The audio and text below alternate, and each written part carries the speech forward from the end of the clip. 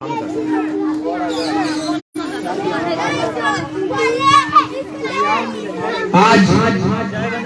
इस कार्यक्रम में मौजूद अशोक यादव जी, मनीष वर्माल जी, विनय सैनी जी, संतोष सुंदर जी, रईस अंसारी जी, रियासत भाई, ब्रिजन राम जी और तमाम यहाँ पर उपस्थित बच्चे, माताएं, बहनें एवं अभिभावक, आज हम लोग राष्ट्रमाता सावित्रीबाई फुले जन्म जयंती के अवसर पर आप सबों के बीच यहाँ पर मौजूद हैं। राष्ट्रमाता सावित्रीबाई फुले के मात्र 9 वर्ष में उनकी शादी मात्र 9 वर्ष में कर दी गई थी और उस वक्त लगभग 150 साल वर्ष की पहले की मैं बात बता रहा हूँ। छूत अछूत महिलाओं को छोड़ दीजिए, भारत में किसी भी जाति, किसी भी धर्म और किसी भी संप्रदाय की महिलाओं को पढ़ने का कोई अधिकार नहीं था। उस वक्त सावित्रीबाई फुले के द्वारा महिलाओं के लिए पहला स्कूल खोला गया और जब बच्चियों को पढ़ाने के लिए मतलब उस वक्त सामंतवादी ताकत नहीं चाहते थे कि आपके घर के बच्चियां पढ़े। लोग घर घर जाकर लोगों को समझाती थी कि अपने बच्चियों को आप पढ़ाइए, आपका बच्ची पढ़ेगी तभी वो अपने जीवन के बारे में समझ सकती है, खुद का विकास कर सकती है। और जब एक बच्ची, एक लड़की पढ़ती है तो केवल वो नहीं, वो पूरे एक परिवार को जो है संभाल और समझा सकती है। लेकिन उस वक्त सामंतवादी ताकतों के द्वारा जब वो घर से स्कूल के लिए जाती थी पढ़ाने के लिए, तो आपको विश्वास नहीं होगा, जो लोग आज भी नहीं चाहते हैं कि आपके घर के बच्चे पढ़े, उस वक्त सावित्रीबाई फुले के ऊपर गोबर, कीचड़, पत्थर फेंककर उनको मारा करते थे ताकि वो डर से बच्चियों को पढ़ाना छोड़ दे। उसके बावजूद बिना डरे, बिना झुके आपके हक और अधिकार के लिए राष्ट्रमाता सावित्रीबाई फुले लड़ी और आगे चलकर बच्चियों के लिए पहला स्कूल खोला। इतना ही नहीं, वर्तमान समय में भी हम सबको शिक्षा के महत्व को समझना हो। सम्राट अशोक कल्याण क्रांति संघ ने यह निर्णय लिया है कि हम लोग सालों भर वैसे उनकी झोपड़ी में रहने वाले लोगों के बीच में जाएंगे और शिक्षा के महत्व को समझाएंगे। शिक्षा ही एक ऐसा हथियार है जिससे आप अपने जीवन स्तर को उठा सकते हैं, मान सम्मान से जीने का हक प्राप्त कर सकते हैं, लोग अच्छे लोगों के बीच में बैठ उठ सकते हैं। उसके लिए भले ही आप एक रोटी कम खाइए, भले ही अपना थोड़ा सा जो पहनावा उड़ावा कम कर दीजिए, लेकिन बच्चों को हर हाल में पढ़ाइए, डेली स्कूल भेजिए।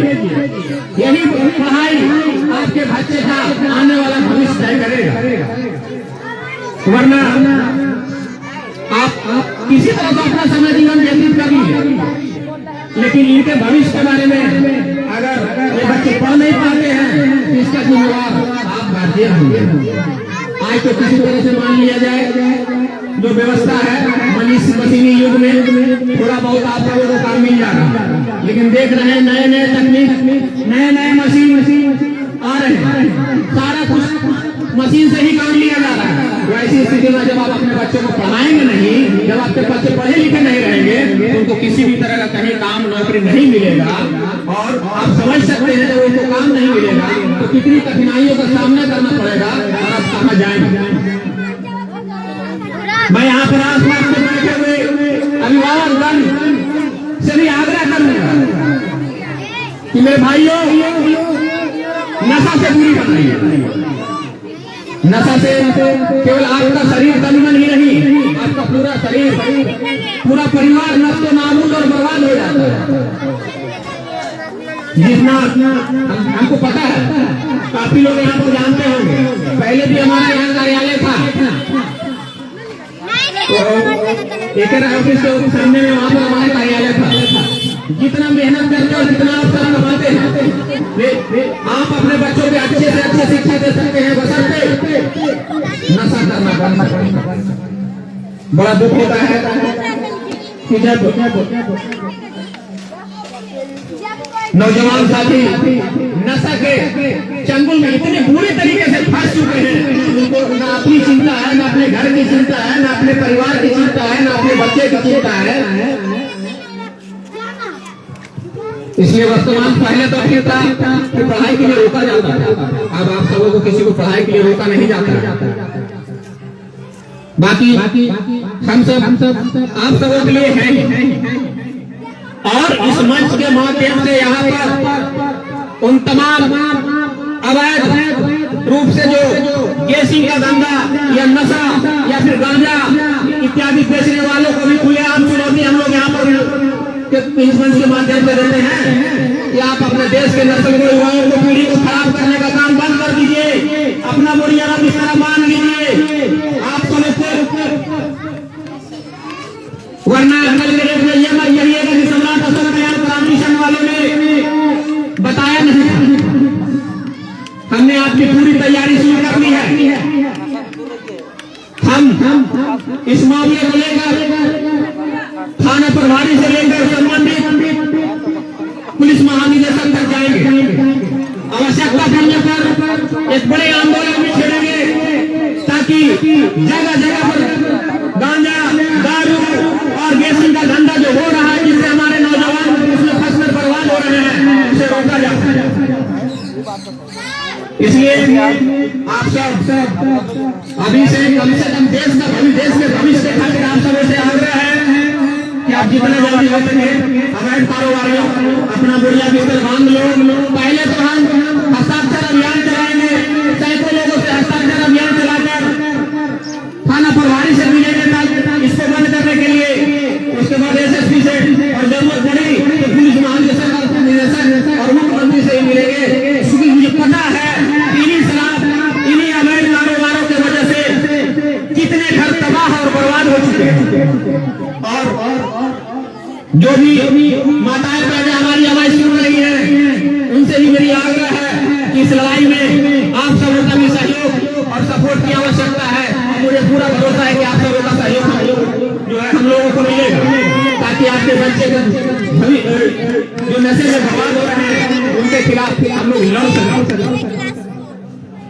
और तभी जाकर जिन महापुरुषों ने आपके लिए, हमारे लिए, हम सबके लिए पूरा जीवन संघर्ष किया ताकि हम अच्छा जिंदगी कैसे जी सके, हम अपने बच्चों को पढ़ा कैसे सके, हम उनको नौकरियों में स्थापित कैसे कर सके, उसके लिए काफी लोगों ने संघर्ष किया।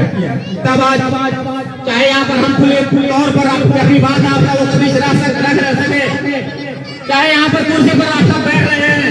आपको याद होगा एक समय था कि कुर्सी पर दलित पिछड़ा, अति पिछड़ा, जिसको छोटी जाति लोग समझते हैं, उनको बैठने का अधिकार नहीं, पढ़ने का अधिकार नहीं।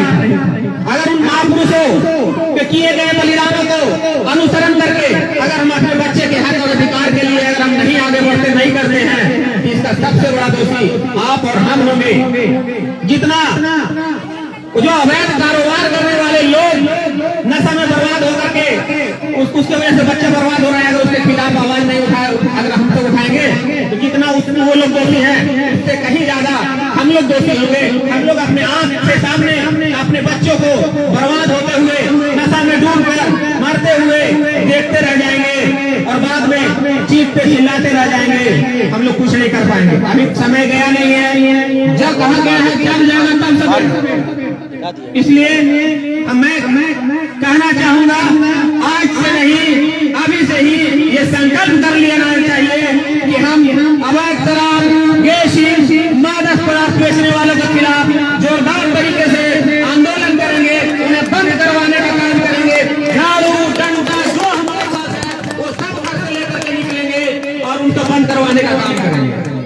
तुम हमारे बच्चों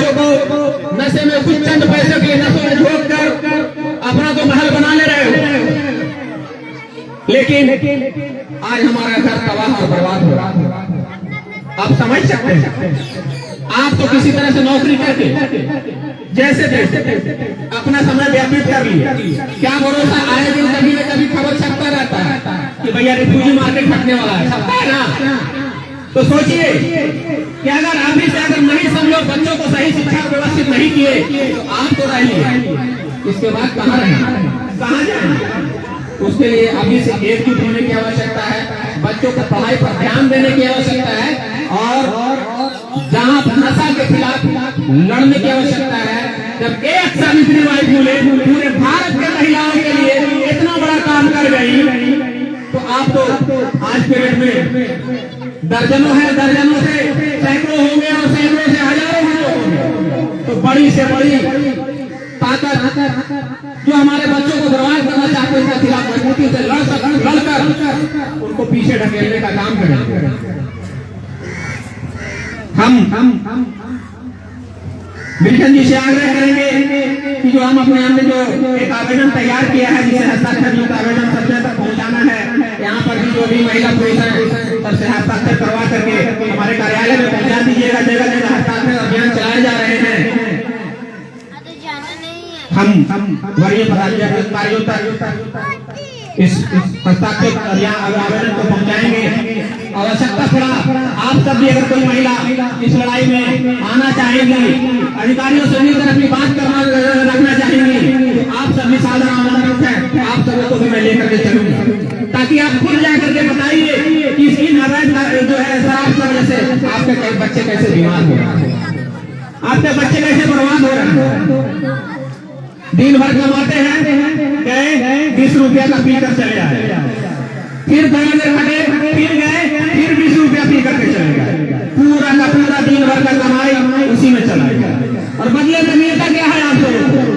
वहां से आए, घर आए, नशा में आया तो पत्नी को मारा, बहन को मारा, बच्चा को मारा, पूरा घर तबाह कर। अभी रंसार थाना का एक मामला कुछ दिन पहले, 2-3-4 दिन पहले अखबार में आप सब देखे होंगे।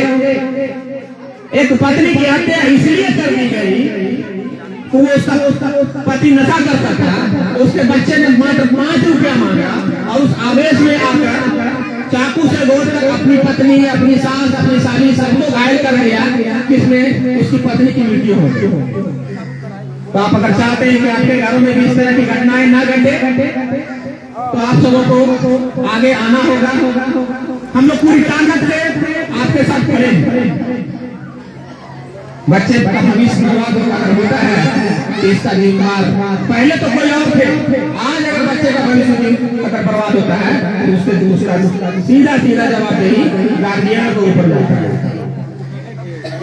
इसलिए इन्हीं चंद बातों के साथ मैं अपनी वाणी को विराम देता हूँ। और जब भी हमारी आवश्यकता हो, पढ़ाई में लिखाई में अगर किसी बच्चे की आवश्यकता हो, कहीं हॉस्पिटल में कुछ भी जरूरत हो, आप लोग सम्राट अशोक कल्याण क्रांति संघ को या फिर याद कर सकते हैं। मिल्टन जी को भी खबर कर दीजिएगा, तो हम लोग मदद करेंगे। इन चंद बातों के साथ मैं अपनी वाणी को विराम देता हूँ। और और कोई बच्चा अगर किसी को कॉपी कलम नहीं मिला है तो वहां करके ले ले। कोई और बच्चा जो रह गए हैं, जो खेलने के चक्कर में इधर उधर रह गए हैं, तो अपना कॉपी कलम ले लें।